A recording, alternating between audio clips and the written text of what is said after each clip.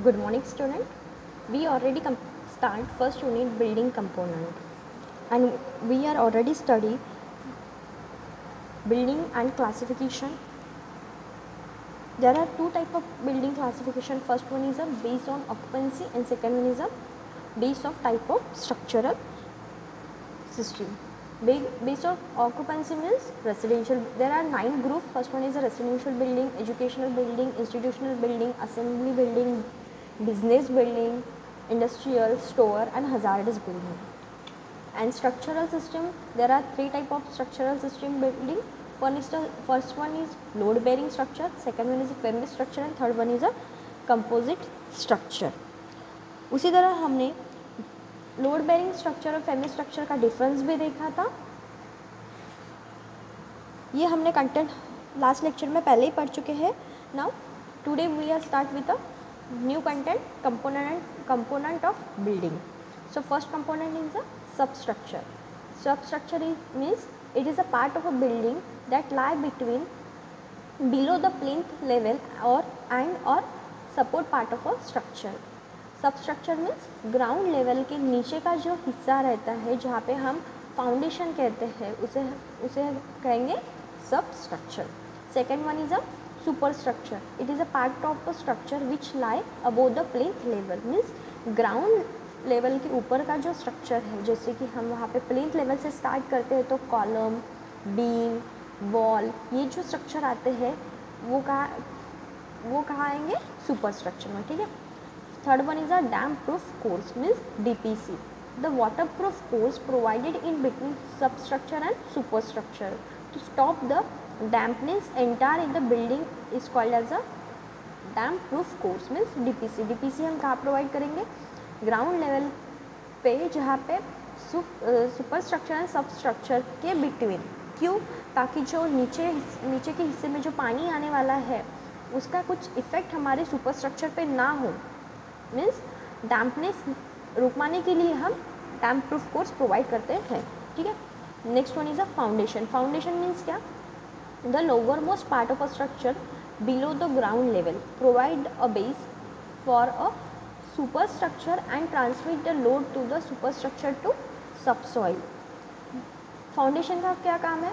ये सब स्ट्रक्चर में प्रोवाइड करते हैं और foundation is give the is help to transmit the load from superstructure to substructure. Okay. Next one is a plinth. Plinth means क्या? The part of a structure lying above the natural ground level and below the ground floor level is called as a plinth. जैसे ही हमारा structure start होता है हम ground level के ऊपर में एक प्लिंथ प्रोवाइड करते हैं और वहाँ से हमारा सुपर स्ट्रक्चर स्टार्ट हो जाता है. ठीक है. Next one is a floor. Floor means flooring और floor are the horizontal lead element which provide base for occupant to use. Flooring सबको पता है, जहाँ से हम वहाँ पे टाइल्स प्रोवाइड करते हैं उसे हम कहेंगे flooring. Next one is a wall. Wall are the member which separate the building into divided by the rooms. Wall कहाँ प्रोवाइड करते हैं? हम दो रूम को सेपरेट करने के लिए, डिवाइड करने के लिए या partition of a member provide करने के लिए हम वॉल का यूज़ करते हैं. उसी तरह next one is a column. Column क्या है? Column are the vertical structure element which transfer the load of slab and column on above the floor to lower floor. means column का क्या काम है? जो लोड आने वाला है कहाँ से? स्लैब का लोड कॉलम पे, मतलब जो स्लैब का लोड है वो क्या होगा? स्लैब का लोड ट्रांसफर होगा कॉलम पे और कॉलम का लोड ट्रांसफर होगा फाउंडेशन पे. तो कॉलम का फंक्शन क्या है? फ्लोर टू फ्लोर, मतलब ऊपर के फ्लोर का लोड नीचे के फ्लोर पे ट्रांसफ़र करने के लिए हम या उसको सेफ रखने के लिए हम कॉलम प्रोवाइड करते हैं. Next one is a beam. Beam are the horizontal member element which transfer the load of slab to other beam.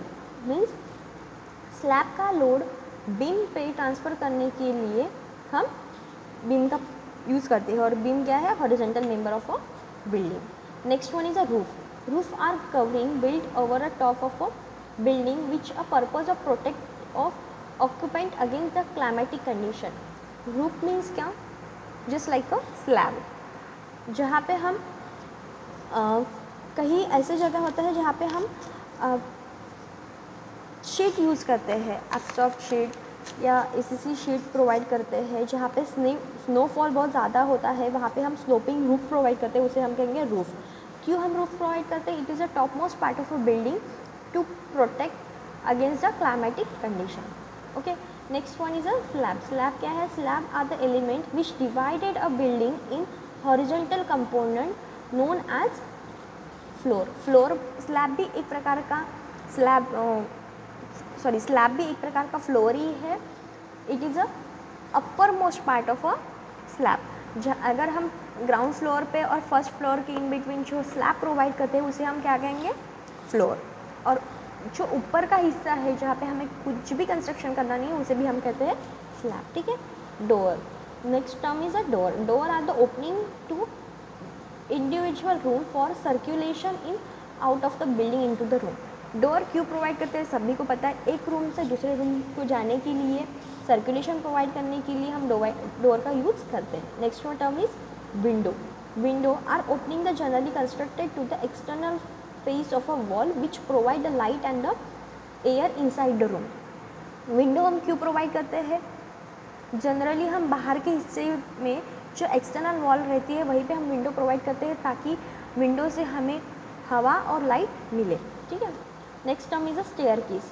Staircase is a type of the vertical communication of a building having the unit have access the floor to floor। मतलब दो floor का communication करने के लिए हम एक vertical member provide करते हैं, उसे हम कहते हैं स्टेयरकेस। अब जहाँ पे बहुत ऐसे मॉल्स है, शॉपिंग मॉल्स रहते हैं या मल्टी स्टोरी बिल्डिंग होती है, उसी वहाँ पे हम स्टेयरकेस के साथ में क्या क्या प्रोवाइड करते हैं? जैसे कि लिफ्ट प्रोवाइड करते हैं, एलिवेटर प्रोवाइड करते हैं।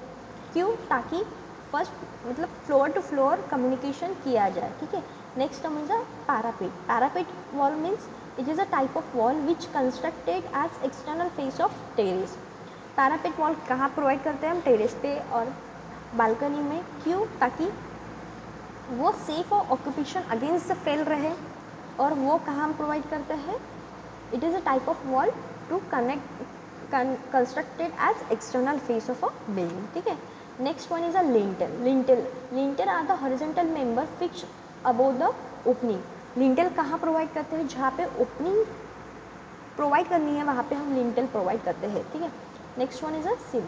सिल the bottom horizontal surface of opening which support the vertical member of opening is called as a sill. जैसे कि मान लीजिए हमारा डोर है, विंडो है, उसके जहाँ से हमें ओपनिंग की स्टार्ट करनी है तो अपर वाला जो एक स्टार्टिंग पॉइंट होता है वहाँ पे हम एक छोटा सा लिंटल बीम प्रोवाइड करते हैं ताकि हमारी ओपनिंग प्रॉपर रहे, फिक्स रहे। ठीक है। उसी तरह हम सील कहाँ प्रोवाइड करते हैं? जहाँ पे हमारी ओपनिंग की बॉटम है, बॉटम पे हम सील प्रोवाइड करते हैं to support the vertical member of a opening. ठीक है। उसी तरह नेक्स्ट कंटेंट है प्लानिंग ऑफ कंस्ट्रक्शन फेज। अब हमने देख लिया है कि क्लासिफिकेशन ऑफ बिल्डिंग क्या है, स्ट्रक्चरल कौन से हैं, जो स्ट्रक्चर सिस्टम है जैसे कि लोड बेरिंग स्ट्रक्चर है, फैमिली स्ट्रक्चर है, कंपोजिट स्ट्रक्चर है, कहाँ पे हमें कौन सा स्ट्रक्चर यूज़ करना है वो हमने देख लिया। उसी तरह कंपोनेंट पार्ट ऑफ बिल्डिंग देख लिए, सुपर स्ट्रक्चर किसे कहते हैं, सब स्ट्रक्चर क्या है, foundation, lintel, seal, staircase, window, door, ये सभी टाइप के हमने क्लासिफिकेशन ऑफ बिल्डिंग और कंपोनेंट ऑफ बिल्डिंग देख लिए। अब नेक्स्ट टर्म आती है प्लानिंग ऑफ कंस्ट्रक्शन फेज। जैसे कि हमें प्लानिंग करनी है तो हमें क्या क्या कंस्ट्रक्शन फेज देखने हैं, कहाँ पे, in general terms also, and अगर अर्थक्वेक जोन में भी आता है तो हमें कौन से principles against the planning and construction phases देखने हैं। So first one is a shape of structure. Shape कैसा है स्ट्रक्चर का ये डिपेंड करेगा। उसी तरह structural design. Third one is avoid unnecessary projection. जहाँ पे ज़रूरत नहीं है वहाँ जगह पे हम एक्स्ट्रा बालकनी प्रोवाइड करते हैं, एक्स्ट्रा की स्पेस ओपन कर देते हैं, छोड़ देते हैं, वो अवॉइड करना चाहिए। उसी तरह sufficient space between the two structure adjacent structure, मतलब दो स्ट्रक्चर के बीच में हमें प्रॉपर स्पेस प्रोवाइड करनी है। जैसे कि हमें पता है कि अगर हम अपने घर की डिज़ाइन सैंक्शन करने जाते हैं तो वहाँ पे सीधे ही वो डिज़ाइन या टेंडर जो सबमिट करते हैं या डिज़ाइन सबमिट जो करते हैं इंजीनियर, वो सबसे पहले यही पूछते हैं कि आपने जगह कितनी छोड़ी है, या कॉन्ट्रैक्टर भी हमें कहता है कि सामने वाले हिस्से में हमको 3 फीट की और दोनों साइड में और पीछे के हिस्से में हमें 1.5 फीट की जगह छोड़नी ही पड़ती है। ठीक है, उसी तरह फिर है continuity in the construction of a structure. Structure की कंटिन्यूटी कैसी है, अगर हम कंस्ट्रक्शन कर रहे हैं तो उसका कंस्ट्रक्शन कैसे कंटिन्यूटी में रहना चाहिए।